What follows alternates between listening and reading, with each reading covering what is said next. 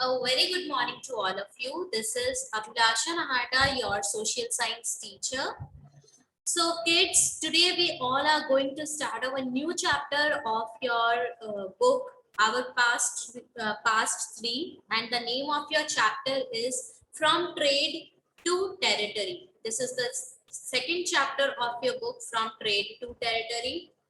The first chapter, the name of your first chapter was How, When, and where we discussed about the main gist of what we are going to study in this book.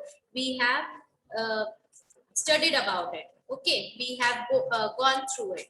Okay, so now this is chapter number second, From Trade to Territory. We already discussed it like in this class in this particular book of your history, Our Past 3, we will basically study about the modern history. Okay, Britishers period, when Britishers came to India. When did Britishers came to India? And we will talk about Britishers. So from trade to territory, just look at the name of the chapter. Okay, from trade to territory, the company establishes power. This is the full name of the chapter. The company establishes power. So trade, what is the meaning of trade? Trade means business. Okay, what is the meaning of trade? Trade means to business. From trade, Britishers came to India for business purpose. Okay, Britishers came to India for business purpose, and they came here. Okay, they trade with our local merchants, our local businessmen. Okay, their main purpose was to do business here only. Okay, but slowly and gradually they captured our territory. What is the meaning of territory? Territory means region, land. Land हो गया, ठीक है, region, land, right? So from trade to territory, the company establishes power.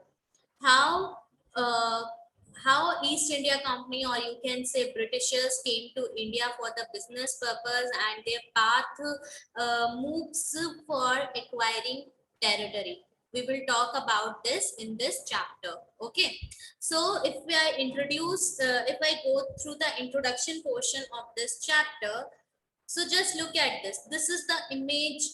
This is the image of Aurangzeb. He was the sixth Mughal emperor, and he was considered as the last powerful Mughal ruler.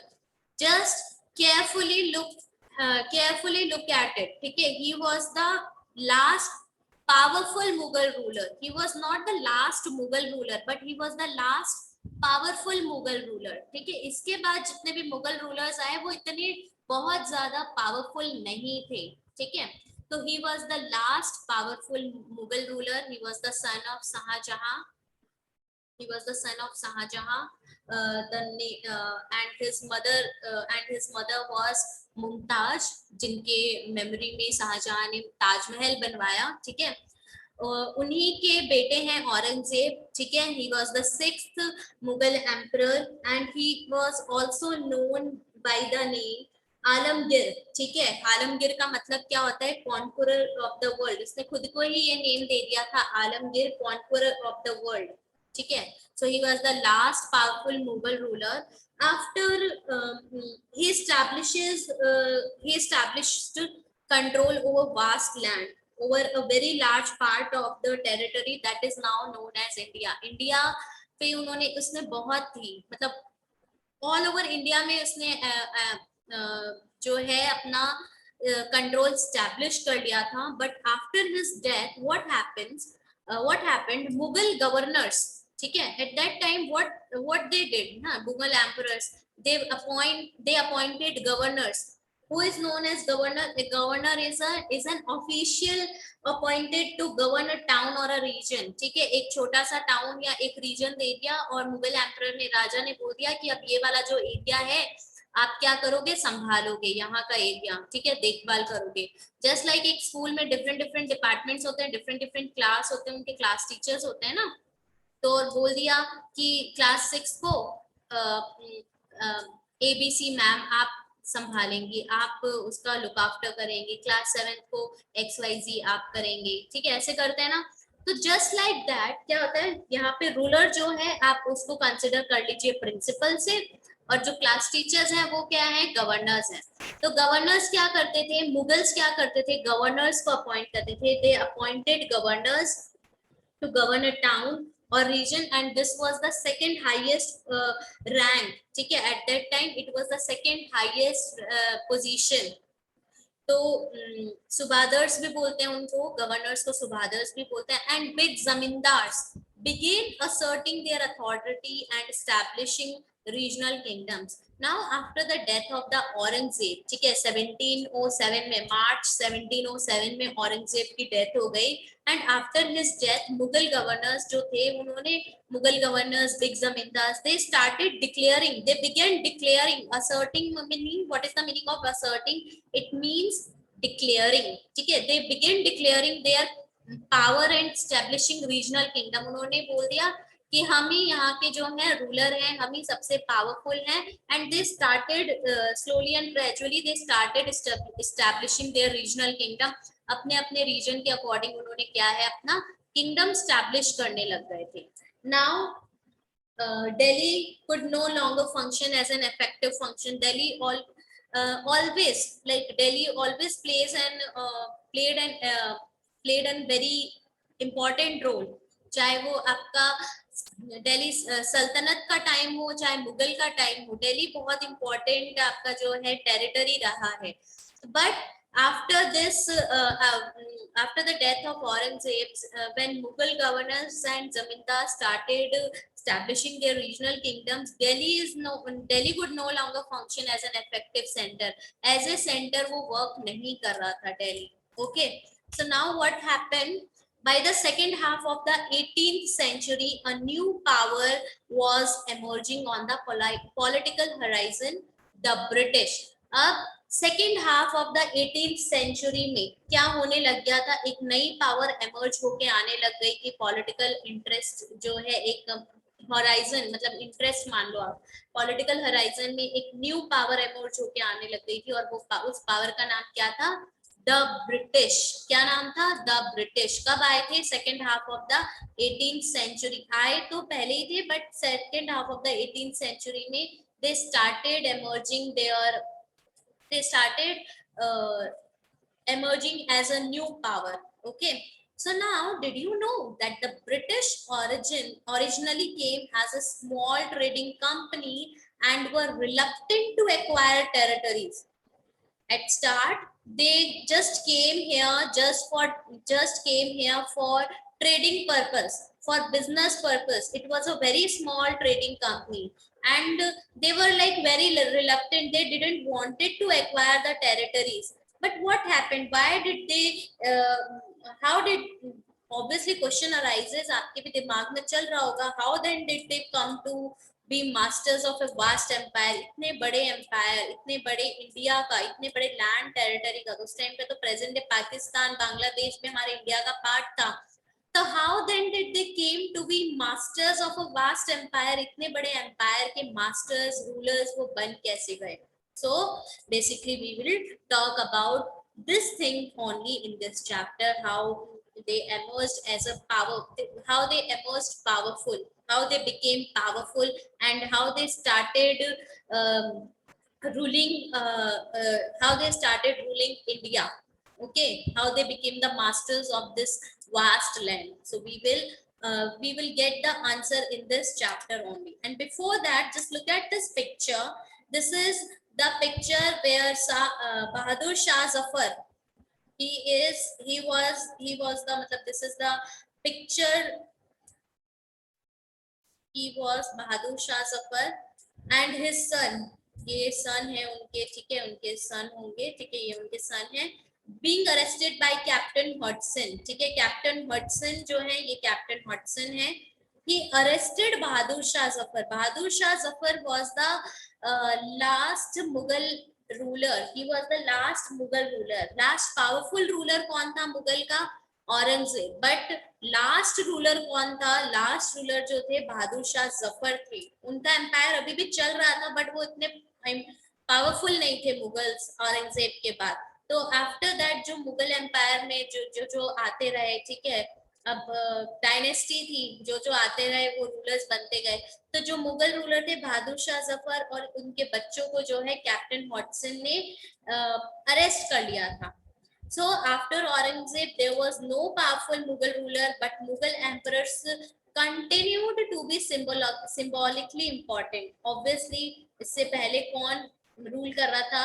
Mughal rulers rule कर रहे थे, and obviously they were very important part. Symbolically भी वो बहुत important थे.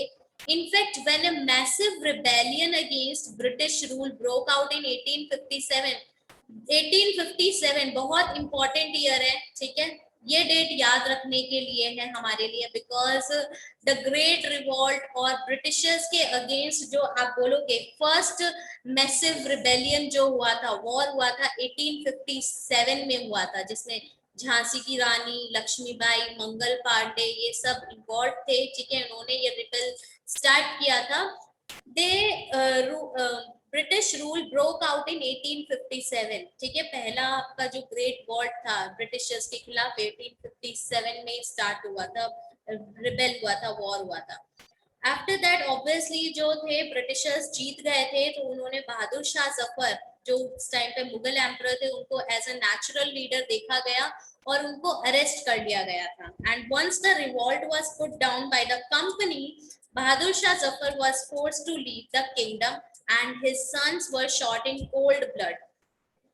क्या हुआ? बहादुर शाह जफर को फोर्स किया गया कि अब आप क्या है, किंगडम छोड़ दीजिए, हमारे हवाले कर दीजिए किंगडम, और ये जो आपके बच्चे बच्चे हैं हम उनको उन्होंने क्या कर दिया था, एकदम से गोली मार दी थी और उनकी डेथ हो गई थी। मतलब जो ब्रिटिशर्स थे उन्होंने बोला अब आपका जो रूल है यहीं पे खत्म हो चुका है, आगे आपका रूल नहीं रहेगा। तो फाइनली उन्होंने क्या कर दिया था, उनके किंगडम को बोल सकते हो तबाह कर दिया था, ठीक है। पावर तो थी ही नहीं, बट जो एक नाम की पावर थी वो भी उनसे ले ली गई थी। बहादुर शाह जफर को भी क्या है, अरेस्ट करके जेल में रख दिया गया था, बट उनके बच्चों को मार दिया गया था। किस लिए मार दिया गया था? ये सोचा था कि इन केस अगर वो कहीं आगे इन फ्यूचर में जाके अगर वो छूट छूट गए और उन्होंने फिर से अपना राज स्थापित कर लिया तो it will be problematic for us, that's why. And Bahadur Shah Zafar तो काफी बूढ़े हो चुके थे, तो दैट्स व्हाई उन्होंने क्या सोचा कि नहीं, इनको तो हम अरेस्ट कर लेते हैं, कितने साल कितने ही दिनों के मेहमान होंगे, तो ये सोच के उन्होंने उनको जेल में डाल दिया। ओके, तो अब समझ आया ये क्या है। So now we will what we are going to study in this chapter, basically we will talk about East India company East. Now यहाँ पे एक चीज समझने की बात है, East India, why here terms use East India company. So आप सबको पता है, ये आपका suppose this is our earth, ठीक है, अर्थ को अगर हम टू पार्ट्स में डिवाइड कर दे, this is the prime meridian, ठीक है, आपके ईस्टर्न डायरेक्शन में क्या है, हम लोग रहते हैं, इंडिया है, ठीक है, नॉर्थन साइड में आपका यूरोप और ब्रिटेन, यूएसए, ये सारी चीजें, ठीक है, ये ऐसा माना जाता है, ठीक है।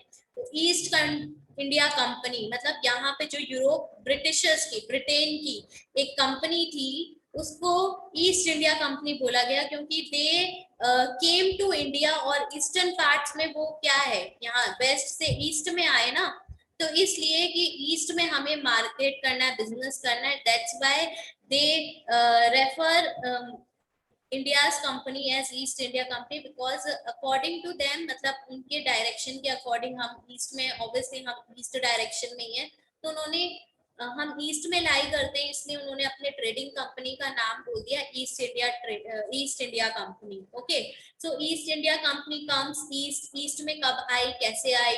बंगाल से उन्होंने ट्रेड स्टार्ट किया, बिजनेस स्टार्ट किया। How trade led to battles, after that धीरे धीरे ट्रेड बैटल्स में कैसे कन्वर्ट हुआ। फिर आपका फर्स्ट जो है ब्रिटिशर्स के साथ जो फर्स्ट बैटल हुआ था, बैटल ऑफ प्लासी, वो कैसे हुआ। फिर नवाब्स, कंपनी ऑफिशियल्स को नवाब्स बना दिया गया था, we will talk about it. And after that company rule expands, धीरे धीरे कंपनी का रूल कैसे एक्सपैंड होने लग गया, we will talk about the Tipu Sultan, he is known as the tiger of Mysore, ठीक है, मैसूर जो है एक जगह है, ठीक है।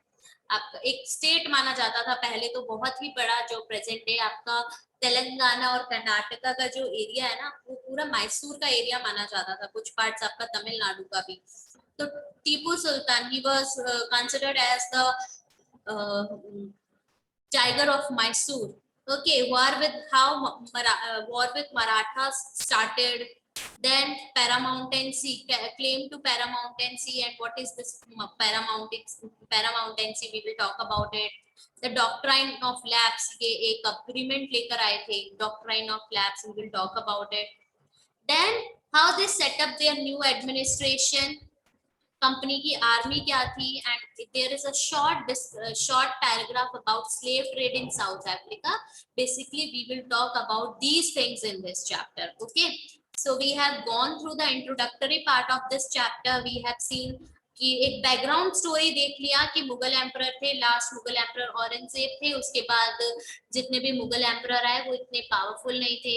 ईस्ट इंडिया कंपनी भी क्या है आने लग गई थी धीरे धीरे, और फिर फाइनली उनको मार दिया गया था. तो now we will start with the topics. East India company, east, okay, comes east. So our first topic is East India Company comes east. Okay, East India Company comes east. So in the year 1600, or you can say in 1600s, okay, what happened? The East India Company acquired a charter from Queen Elizabeth I. ठीक है, England के जो ruler थी queen Elizabeth one, the East India Company acquired charter from Queen Elizabeth I, from who was the ruler of England at that time. Okay, and what is the meaning of charter? Charter means sole right to trade with East. Charter का मतलब क्या है? It means sole. Sole means alone. ठीक है, आपका single. Monarch मतलब क्या है, एक सिंगल रूल है, किसी और को कोई राइट नहीं है, बस आपको राइट है. सोल का मतलब होता है ओनली, लाइक अलोन और वन ओनली. ठीक है, you have only one person have this right. One person यहाँ पे ईस्ट इंडिया कंपनी से रेफर कर रहे हैं. So charter means sole right to trade with East, कि हम ईस्ट के साथ, और ईस्ट के साथ का मतलब है Indian companies.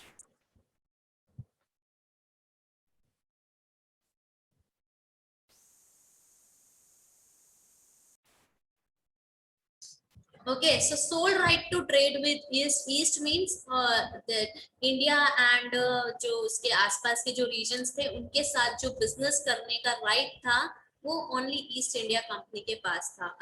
And Queen Elizabeth I from England, she acquired that charter to East India Company in the year 1600. कौन से year में? 1600 में. Now company could venture across the oceans looking for new land.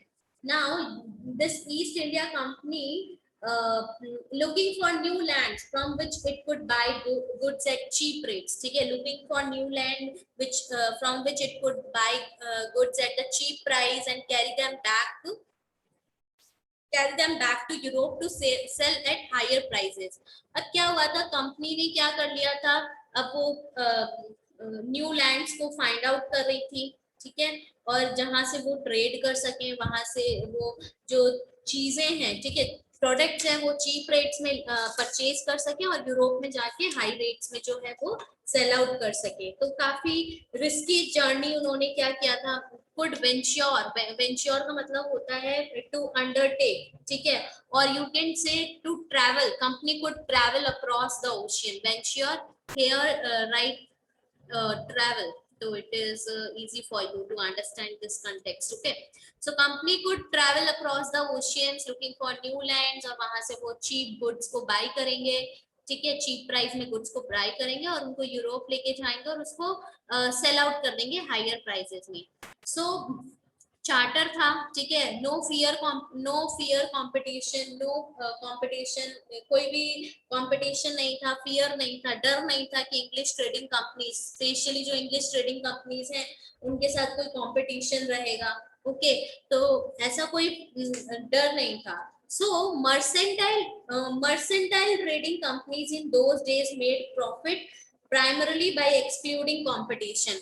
और ये जो east India company है उसको mercantile trading company माना जाता था। और मर्सेंटाइल का मतलब क्या होता है? A business enterprise that makes profit primarily through trade, buying goods cheap and selling them at higher prices. Mercantile क्या होता है? बिजनेस एंटरप्राइजेस या ऐसी बिजनेस ऑर्गेनाइजेशन जो प्रॉफिट कैसे बनाती है? प्रॉफिट ट्रेड के थ्रू, बिजनेस के थ्रू, मतलब कम रेट में चीजें खरीदती है और उसको हायर प्राइस में सेल आउट कर देती है। ये होता है मर्सेंटाइल।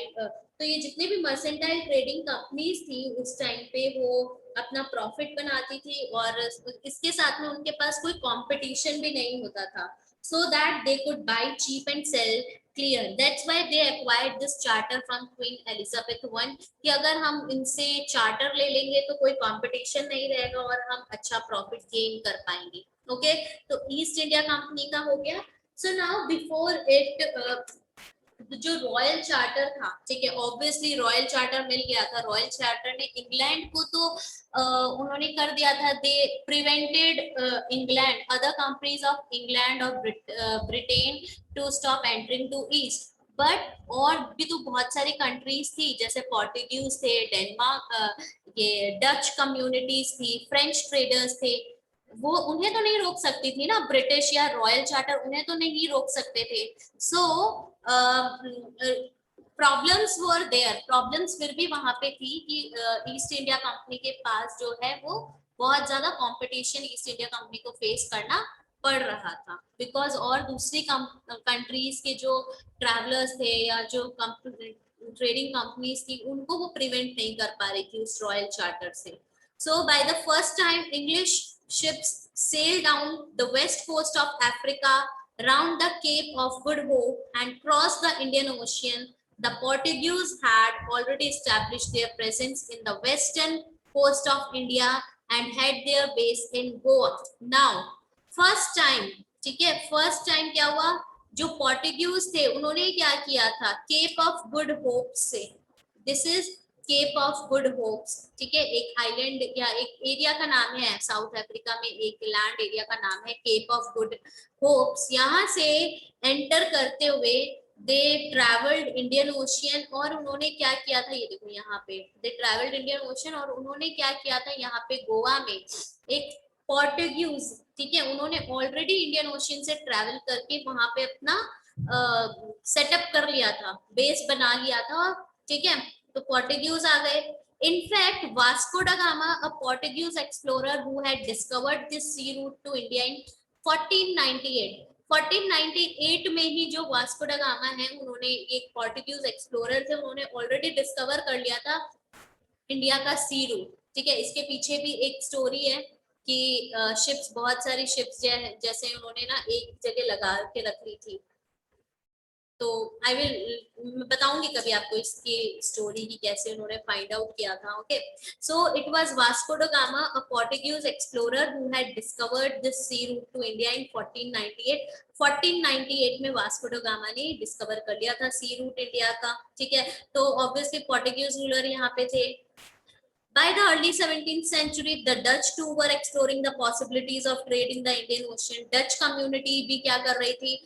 इंडियन ओशियन के थ्रू, ठीक है, जो मेन ये वाले एरियाज हैं यहाँ पे बिजनेस पर्पस के लिए आने की कोशिश कर रही थी, एक्सप्लोर कर रहे थे वो भी। Soon the French traders arrived on the scene. धीरे धीरे फिर फ्रेंच ट्रेडर्स भी यहाँ से आने लग गए थे। ऑब्वियसली ये वाला जो पार्ट है ना बेटा आपका, ये वाला पार्ट आपका पोल्स के पास में है, तो यहाँ पे एग्रीकल्चर प्रोडक्ट्स और ये सारी चीजें थोड़ी कम होती है, ठीक है, पोल का एरिया है, ठंड भी बहुत ज्यादा होती है, तो यहाँ पे इतना नहीं हो पाता है, तो इसलिए उन्हें एक्सप्लोर करना ही पड़ता है। तो that's why they started exploring like different through different routes and they moved to the new land for products, ठीक है, for different agricultural products और कॉटन एक्सेट्रा, ठीक है। सो समझ आ गया। इंग्लिश और ब्रिटिशर्स के अलावा और कौन कौन थे? पोर्टुगीज आ चुके थे, डच कम्युनिटी भी थी और फ्रेंच ट्रेडर्स भी आ गए थे। And this is the map routes to India in the 18th century. ये मैप है, इसके थ्रू क्या करते थे? इंडिया का रूट था। देखो ब्रिटिशर्स कैसे रूट ट्रैवल करते थे, यहाँ से स्टार्ट करते थे, सॉरी यहाँ से स्टार्ट करते थे और ये बंगाल में जाते थे, ठीक है। They move to Bengal, sorry they move to Bengal, India में बंगाल, मद्रास बंगाल जाते थे।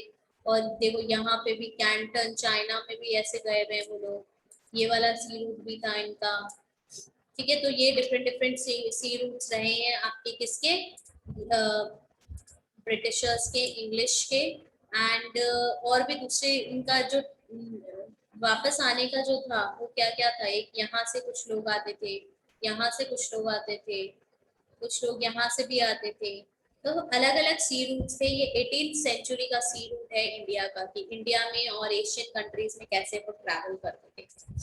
Okay, so now what was the main problem? All the companies were interested in buying the same things. जो डच थी, पोर्टुगीज थी, आपके फ्रेंच ट्रेडर्स थे और ब्रिटिशर्स थे, everybody wanted to buy the same products, ठीक है। The fine quality of cotton and silk, pepper जिसे आप काली मिर्च बोलते हो, पेपर, क्लोव्स, लौंग को बोलते हैं क्लोव्स, कार्डमम इलायची हो गया, सिनेमन, सिनेमन क्या होता है, दालचीनी को बोलते हैं, ये मतलब स्पाइसेस हैं, specially spices, cotton and silk.